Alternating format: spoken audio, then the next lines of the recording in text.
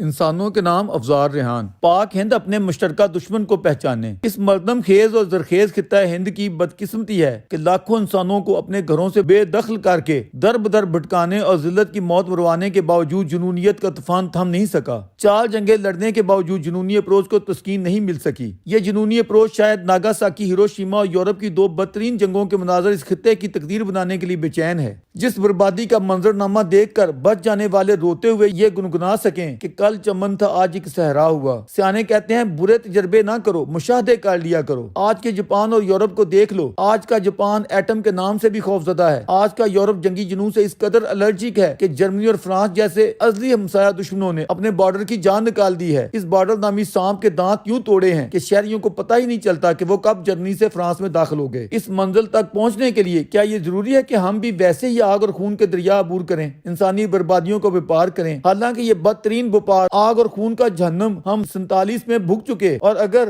ہم اب مزید بربادیاں بھی دیکھ لیں تو اس کے بعد کیا گارنٹی ہے کہ ہماری منتقم مزاجی مزید کتنی نسلوں کو بربادیوں کی بھینٹ چڑھانے کا تقاضا نہیں کرے گی؟ سبق سیکھنے کے لیے کیا پارٹیشن کی تباہ کاریاں کافی نہیں تھی؟ کیا 48، 65، 71 اور کارگل کی مارکہ آرائیاں جو سمراٹ دے کر گئی ہیں، سمجھنے کے لیے ان پر گزارا نہیں کیا جا سکتا؟ جس چمنستان کی ڈال ڈال پر کبھی سونے کی چڑیاں چہچہاتی تھیں، اقبال کے الفاظ میں چشتی نے جس زمین میں پیغام حق سنایا، نانک نے جس چمن میں وحدت کا گیت گایا، تاتاریوں نے جس کو اپنا وطن بنایا، جس نے حجازیوں سے دشت عرب چھڑایا، یونانیوں کو جس نے حیران کر دیا تھا، سارے جہاں کو جس نے علم و ہنر دیا تھا، مٹی کو جس کی حق نے زر کا اثر دیا تھا، ترکوں کا جس نے دامن ہیروں سے بھر دیا تھا، آج وہ خطہ عزیز اسلحہ بندی کی مسابقت میں تو ایٹمی ہتھیاروں اور میزائلوں سے بھر چکا ہے، لیکن انسانی ترقی و خوشحالی کے حوالے سے کم مائیگی کا جائزہ لیں تو پسماندگی میں انڈیا نہیں، البتہ ہمارا پاکستان شاید افریقہ کے بدترین ممالک کو بھی مات دے رہا ہے۔ ہماری جنونیت نے ہمارے ملک کے کروڑوں باسیوں کی تقدیر میں خوشحالی کی جگہ غربت اور علم و ہنر کی جگہ جہالت جیسی بد نصیبیاں لکھ دی ہیں۔ کیا کوئی ہے جس کو اس خطے کے اصل واسوں کروڑوں بد نصیب غریب انسانوں کے دکھوں کا احساس و ادراک ہو؟ کیا ہماری جنونی اپروچ اب اپنی انا کی تسکین میں ان بد نصیبوں کو ایٹمی اسلحے اور میزائلوں سے بھون دینا چاہتی ہے؟ ایس بدقسمت خطے کے اصل حکمرانوں، اے جلتی پر تیل ڈالنے والے بد زبانوں، کچھ خدا کا خوف کرو۔ کروڑوں ماؤں بہنوں اور معصوم بچوں پر ترس کھاؤ۔ اگر پلوامہ میں خودکش حملے کی واردات ہوئی تھی جس میں درجنوں انسان جل مرے تو سب مل کر اس گھٹیا گھٹنا یا دہشت گردی کی مذمت کرتے اور حلف اٹھاتے کہ خودکش حملے یا دہشت گردی جہاں بھی ہوگی، جس رنگ روپ میں بھی آئے گی، قابل مذمت و حقارت ہی ٹھہرے گی۔ برادر مملکت سعودی عربیہ کی قیادت نے بھی نئی دہلی میں ٹھیک انہی الفاظ کا چناؤ کیا ہے۔ اگر کوئی آتنکی دہشت گردی کے لیے اپنے ذہن میں تفضیلات رکھتا ہے تو ایسی بیمار ذہنیت کا علاج حکمت و دانش اور انسان نوازی کے احساسات سے کیا جانا چاہیے۔ ہر دو اطراف میں کسی کو بھی جنگی جنون پھیلانے کی اجازت نہیں ہونی چاہیے۔ کسی بھی مطلب یا مقصد کے تحت جنگی جنون کو ہوا دینا بھی دہشت گردی کی طرح ہی قابل مذمت گردانا جانا چاہیے۔ ہم وزیر اعظم نریندر مودی اور ان کی بی جے پی کو بھی توجہ دلانا چاہتے ہیں کہ وہ اپنے جذبات کو کنٹرول کرتے ہوئے اسے آگے نہ بڑھنے دیں۔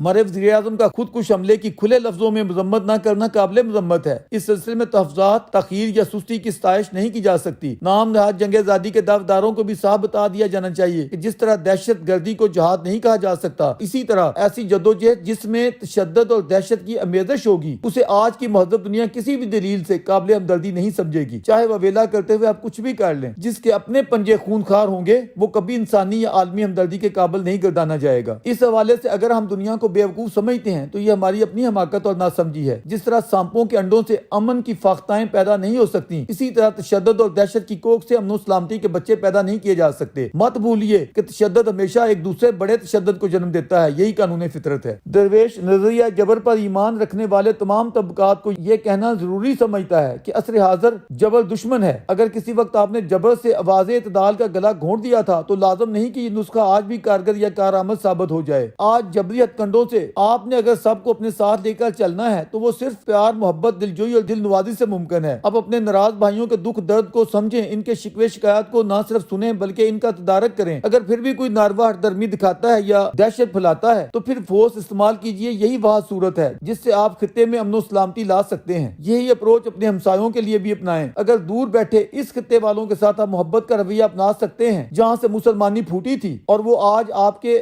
گھر آ کر آپ کو اپنا بڑا بھائی کہہ رہے ہیں، تو کیا اسی طرز فکر و عمل کا مظاہرہ اپنے ان بھائیوں کے لیے نہیں کر سکتے جو صدیوں آپ کے ساتھ ساتھ ایک کنبے کی طرح رہے ہیں۔ اگر 5 تلخ باتیں ہیں تو 95 شیریں یادیں بھی ہیں۔ آپ اپنی کوتاہیوں پر بھی ایک نظر ڈال لیں۔ اپنی اصلی قیادت کی خدمت میں درویش یہ عرض کرنا چاہتا ہے کہ آخر کوئی تو بات ہے، دہشت گردی کی واردات کہیں بھی ہو جائے، عالمی نگاہیں فوری ہماری طرف ہی کیوں اٹھتی ہیں؟ انڈین ہمسائے تو رہے ایک طرف، افغانستان اور ایران جیسے ہمارے مسلم ہمسائے بھی ہمہ وقت کیوں ہم سے شاکی و نالاں ہیں اور تمام تر دہشت گردی کے الزامات ہم پر کیوں عائد کرتے ہیں؟ اندر خانے چین جیسا ہمسایہ بھی ہمیں ٹیررزم کے حوالے سے کیوں بہرحال توجہ دلا چکا ہے؟ انتہا پسندانہ سوچوں کے حاملین آخر ہمارے درمیان ہی کیوں آسودہ حال ہیں؟ اقوام متحدہ کو مطلوب وہ کون سی شخصیت ہے جسے ہم بار بار چین کی ویٹو سے بچا رہے ہیں؟ ایسے عظیم لوگوں کو پال کر آخر ہم نے دنیا سے کون سا خزانہ نکالنا ہے؟ اپنے تمام تر وسائل جھونک کر 70 سالوں میں جو مدعا ہم حاصل نہیں کر سکے، الٹے آدھا ملک ہم گنوا بیٹھے، آگے چل کر کیا نکال لیں گے؟ کیا بہتر نہیں کہ ہم آمکوں کی جنت سے نکل کر قائق کی دنیا میں آ جائیں اور جو کچھ میسر و موجود ہے اسے بہتر بنانے کی تگودو کریں؟ سانحہ پشاور کے بعد ہم نے شدت پسندی کے خلاف جس نیشنل ایکشن پلان پر ایکا کیا تھا، اس پر عمل کرنے میں ہم کیوں ناکام رہے؟ ہم نے کالعدم لشکروں یا جیشوں کو نام بدل کر کام کرنے کی اجازت کیوں دی، جن کے متعلق ہمارے کئی طاقتور بشمول پرویز مشرف، جنرل حمید گل اور جنرل اسد درانی بھارتی میڈیا کے سامنے بہت کچھ ہزارے خیال کر چکے ہیں۔ پرویز مشرف تو انڈین میڈیا کے سامنے یہاں تک کہہ چکے ہیں کہ مجھ پر قاتلانہ حملہ بھی جیش محمد نے کروایا تھا۔ درویش کی دانست میں پاکستان اور انڈیا میں بسنے والے 1.5 ارب انسانوں میں سے شاید 5% بھی شدت پسندانہ سوچ کے حاملین نہیں ہوں گے۔ 95% سے زائد انسان پیار و محبت، امن اور دوستی پر یقین رکھتے ہوئے ترقی و خوشحالی اور استحکام کے متلاشی اور لبرل سوچ کے حاملین ہیں۔ لہٰذا وہ ایک دوسرے کے خلاف بولنے کی بجائے اپنی صفوں میں موجود شدت پسندی کے مائنڈ سیٹ کی مرمت کریں۔ یہ وہی مائنڈ سیٹ ہے جس نے مہاتما گاندھی، شریمتی اندرا گاندھی اور راجیو گاندھی کو قتل کیا، جس نے ہماری محترمہ بے نظیر کی جان لے لی۔ ہم تشدد پر یقین و ایمان رکھنے والی اس منفی ذہنیت، جنونی اپروچ کو ماریں۔ مل جل کر اس